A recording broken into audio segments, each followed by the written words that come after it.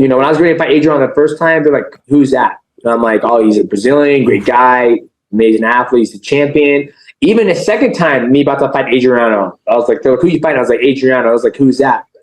Even the third time, like, who you fighting? I'm like, Adriano again. They're like, who the fuck is that? And I'm like, it's the guy just beat. And he goes, oh, okay. Yeah. But when I say Ratang, they're like, you fighting that crazy motherfucker? Yeah. Like, everybody knew who he was. So when they brought that fight to me, I was like, yep, I'll take it because, you see a lot of people now in this sport of mixed martial arts are like, I want to fight the biggest names. That's, I want to fight the biggest names in the sport. And, that's what Conor does. Like, Conor's like, who's the biggest name? Like, I'd rather fight him. And it just tests myself because I know it's going to do very well with numbers-wise. You're the main event guy. You're the GOAT. So it's your thing. But this one's a little different because it's, it's a new organization. There's a lot riding on it. One championship is like going to a party and there's multiple things on the menu instead of when you watch, the other organizations here in America, you get one fixed menu. It's chicken. That's all you're going to get. Yep. Mixed martial art.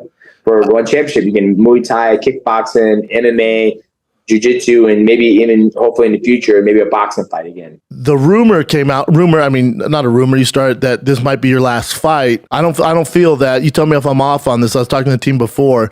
It could be. You know what I'm saying? It could be at your level. It's like you could fight till you're 44. Like you're doing the damn thing. So it's like the last one could have been your last one, but it's not like It's not like almost a Masvidal situation where we know, like a Donald Cerrone, where we know it's the last one. It's like, yeah, maybe. And I think the narrative, the media ran with it. They're like, DJ's final fight. I'm like, I haven't heard him say that.